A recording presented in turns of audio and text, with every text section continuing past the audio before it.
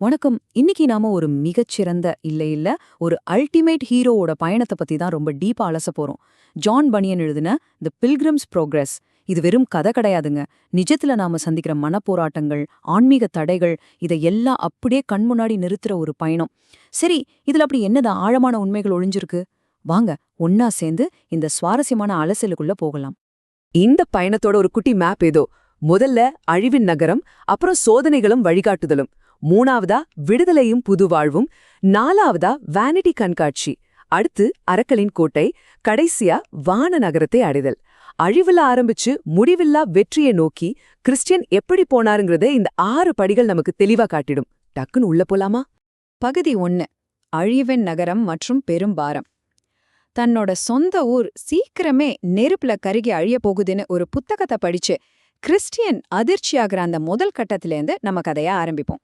அவர் போக போற பயணத்தோட காலக்கோடு எவ்வளவு பிரம்மாண்டமானது நீங்க பாருங்க. முதல் மணி நேரத்திலேயே அழிவன் நகரத்திலிருந்து தப்பிக்கிறது. முதல் நாளே இயக்கத்தின் சகதியில மாற்றுறது. முதல் வாரத்துல விடுதலை, முதல் மாசத்துல வானிட்டி கண்காட்சி, அப்புறம் இறுதி வருஷத்துல வான நகரத்தை சென்றடைகிறது.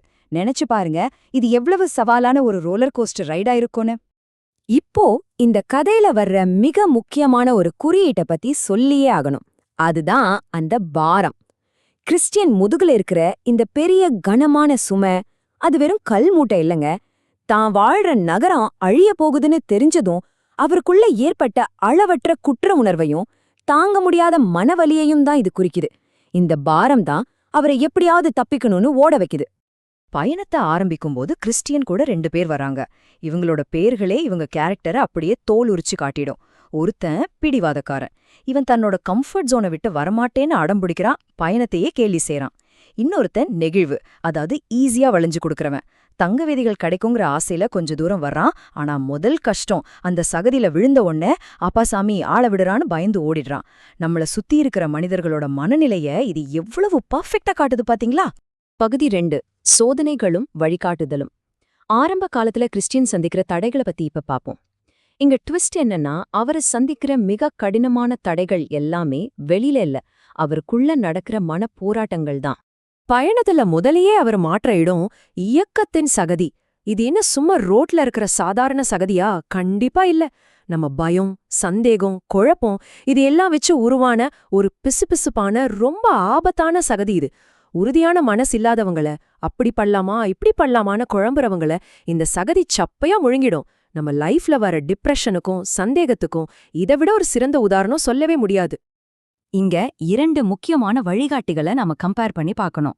வேர்ட்லே வைஸ்மேன் இவரை சொல்ற ஷார்ட்கட்ஸ், ரூல்ஸை ஃபாலோ பண்ற ஐடியா எல்லாம் முதல்ல ரொம்ப ஈஸியா லாஜிக்கா தெரியலாம். ஆனா அது சட்ட உரிமைன்ற பேர்ல ஒரு பெரிய மலையோட எடைய கிறிஸ்டியன் மேல ஏத்தி அவரை அப்படியே நசுக்க பாக்குது.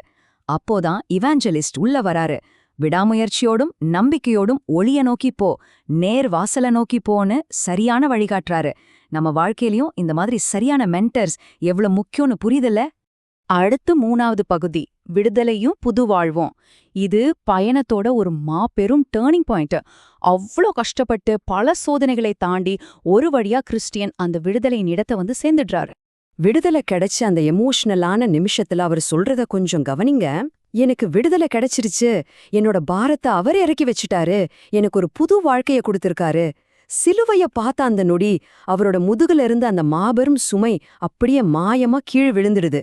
அப்போ அவருக்கு கிடைச்ச அந்த ரிலீஃப், அந்த நிம்மதி சொல்ல வார்த்தைகளே இல்ல. நாமளே ஒரு பெரிய பாரத்தை இறக்கி வச்ச மாதிரி ஃபீல் ஆகுதுல்ல? சரி, சுமை இறங்கிடுச்சு, இனிமே ஜாலிதானான்னு நினைச்சா அங்கதான் விஷயமே இருக்கு. அந்த அழகான அரண்மனையில அவருக்கு சில பொருட்கள் கிடைக்குது. கூர்மையான பட்டயம், பாதுகாப்பான கேடயம், புது யுத்த வஸ்திரங்கள், அப்புறம் ஃப்ரெஷ்ஷான தைரியம். அதாவது விடுதலை கிடைச்சது ஒரு எண்டு கிடையாது. அப்போயன் அப்படிங்கிற துஷ்ட அரக்கன் கூட சண்டை போடுறதுக்கு அவரை தயார்படுத்துற ஒரு ட்ரெய்னிங் கேம்ப் மாதிரி தான் இது. பகுதி 4.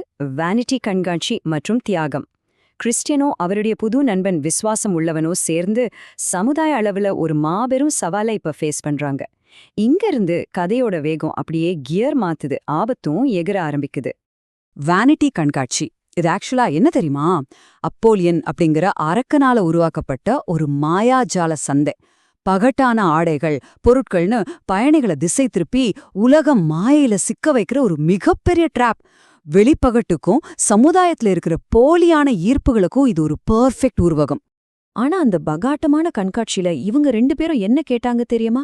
எங்களுக்கு அமைதி, சந்தோஷம், சுயநலம் இல்லாத மனசு, பொறுமை, அப்புறம் மறைஞ்சு போகாத ஒரு கிரீடம் தான் தேவை. அவங்க கொடுத்த அந்த சிம்பிளான நேர்மையான பதில் அந்த ஊர் மக்களையும் ஊழல் நீதிபதியும் எந்த அளவுக்கு கடுப்பாக்குதுன்னு பாருங்க. போலியான இந்த உலகத்துல உண்மையை மட்டுமே தேடுறவங்க எவ்ளோ பெரிய எதிர்ப்பு சந்திக்க வேண்டியிருக்குங்கிறத இந்த நெத்தியடியா சொல்லுது. 5வது பகுதி அரக்கனின் கோட்டை மற்றும் நம்பிக்கை. இது இந்த பயணத்தோட ரொம்ப இருண்ட, கொஞ்சம் பயமுறுத்துற அத்தியாயம்.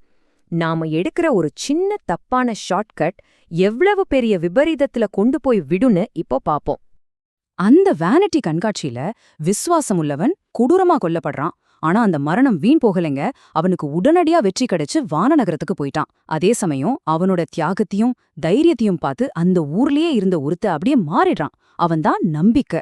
ஒருத்தரோட தியாகம் இன்னொருத்தருக்கு நம்பிக்கையா எப்படி உயிர் பெறுதுன்னு பாருங்க. இதுதான் அந்த கதையோட மாஸ்டர் ஸ்ட்ரோக். இப்போ இங்க தெரியிற 6 இது வெறும் நம்பர் இல்ல. மனக்கசப்பின் அரண்மனையில அந்த ராட்சசம் கையில மாட்டி கிறிஸ்டியனும் நம்பிக்கையும் தண்ணி கூட இல்லாம சாப்பாடு இல்லாம வேதனையில துடிச்சு போன அந்த கொடூரமான 6 நாட்களை தான் இது குறிக்குது. இப்ப உங்ககிட்ட ஒரு கேள்வி. தப்பிக்கவே முடியாது, மரணம் கன்ஃபார்ம்னு சொல்லப்படுற இந்த மனக்கசப்பின் அரண்மனையிலிருந்து இவங்க எப்படி வெளியே வருவாங்க? டோட்டல் டிப்ரெஷன்ல இருந்து ஒருத்தர் எப்படி மீண்டு வர முடியும்? கொஞ்சம் யோசிச்சு பாருங்க. ஆன்சர் ரொம்பவே சர்ப்ரைசிங்கா இருக்கும். தப்பிக்கிறதுக்கான சாவி ஆரம்பத்திலிருந்தே கிறிஸ்டியனோட பாக்கெட்ல தான் இருந்துச்சு. ஆமாங்க, அந்த சாவியோட பேரு தான் வாக்குறுதி. நம்ம மனசுல இருக்கிற சந்தேகத்தையும் விரக்தியையும் சுக்கனூரா உடைக்கிற ஒரே ஆயுதம் கடவுள் நமக்கு ஏற்கனவே கொடுத்த வாக்குறுதிகளை திரும்ப நினைச்சு பாக்குறது தானே இது ரொம்ப அழகா சொல்லுது. ஃபைனலா கடைசி பகுதிக்கு வந்துட்டோம். வானநகரத்தை அடைதல். இவ்ளோ நாள் நடந்த நெடிய பயணம் தன்னோட இறுதி இலக்க தொடப்போற அந்த அல்டிமேட் கட்டம் இது. ஆனா என் லைனை தொடறதுக்கு முன்னாடி ஒரு லாஸ்ட் டெஸ்ட் இருக்கு. முதல்ல பயமுறுத்துற அந்த மரண நதியில இறங்கணும். அடுத்து ஐயோ மூழ்கிடோமோன்ற பயம் கிறிஸ்டியனை தாக்கும்போது நம்பிக்கை கொடுக்கற தைரியத்தால அதை ஓவர் கம் பண்றது. இறுதியா அந்த மரண நிழல்ல கடந்து ராஜாவோட முடிவில்லா ஒளியை நோக்கி போறது. பயணத்தோட எண்டுல கூட பயம் நம்மள விழ வைக்க ஒரு லாஸ்ட் ட்ரை பண்ணுங்கிறத இது ரொம்ப ரியலிஸ்டிக்கா காட்டுது. அந்த நதிய வெற்றிகரமா கடந்ததும் நல்ல மேய்ப்பர் கிறிஸ்டியனை வரவேற்கிறாரு. அவரோட காயங்கள், ரத்தம், சோர்வு இது எல்லாத்தையும் தொடச்சு போட்டு நித்திய ஜீவனையும் ஒரு புது உருவத்தையும் தர்றாரு. ஒரு ஹீரோவோட பயணம் அவரோட முழுமையான வெற்றியோடும் ஆசிர்வாதத்தோடும் இங்க ரொம்ப நிறைவா முடியுது. கிறிஸ்டியன் தன்னோட விடுதலையும் வானநகரத்தையும் அடைஞ்சிட்டாரு. இது சூப்பர்.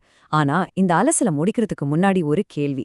கிறிஸ்டியன் விட்டுட்டு போன அந்த புத்தகத்தையும் வரைபடத்தையும் படிச்ச பிறகு அவருடைய குடும்பம் அவங்களுக்கான பயணத்தை தொடங்க தைரியம் பெறுவாங்களா? இந்த மாபெரும் பயணம் அவருக்கானது மட்டும்தானா, இல்ல ஒவ்வொருத்தருக்குமானதா? நீங்களே யோசிச்சு பாருங்க. கண்டிப்பா இது உங்களையும் கொஞ்சம் சிந்திக்க வைக்கும். சரி, மீண்டும் ஒரு சுவாரஸ்யமான அலசலில் சந்திக்கலாம்.